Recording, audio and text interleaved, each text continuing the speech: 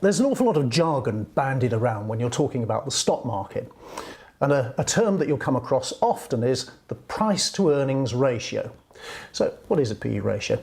Well, it's simply a way of judging if the shares that you're interested in are actually good value. So let's take a company like Tesco, for example. Now, the share price today is £2.10. The EPS on those shares, the earnings per share over the last 12 months, has been 15 pence. So that means that in the last year, for every share that I own, I earn 15 pence. Now, you divide the share price by the EPS, and that gives you a number, 14. Now, that number doesn't actually mean anything until you compare it with a like-for-like company in the same sector. So let's take a company like Sainsbury's, for example, another large food retailer. Now, I've done my research and I found out that the PE ratio there is 13. So marginally better. That's because the earnings per share over the last year were slightly higher. The sector overall is looking at a PE of 17. So in this particular case, although the shares in both companies are pretty good value, those in Sainsbury's are just slightly better. So as a general rule of thumb, the lower the PE ratio, the more likely it is that that share is going to be good value.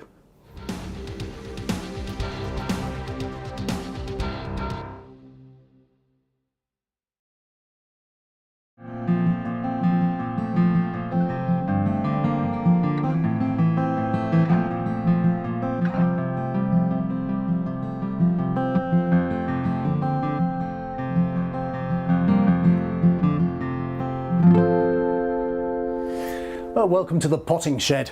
Now, this time of the year is the perfect time to give your houseplants a bit of a treat. Now, I've got this lovely scented geranium here. Oh, it smells fantastic. But he's looking a bit dried out, a bit tired, so time to pot him on, I think. Now, the chances are that your houseplants have got dried out in the winter. The central heating has been on the whole time.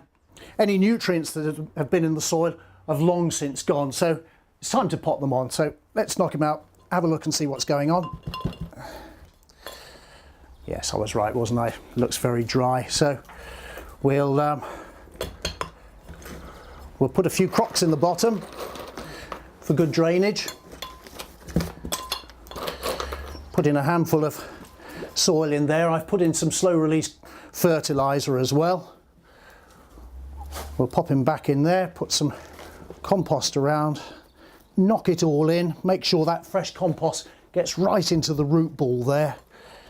And finally, just a little bit of water, water it all in. And there we go. Good for another 12 months. Job done.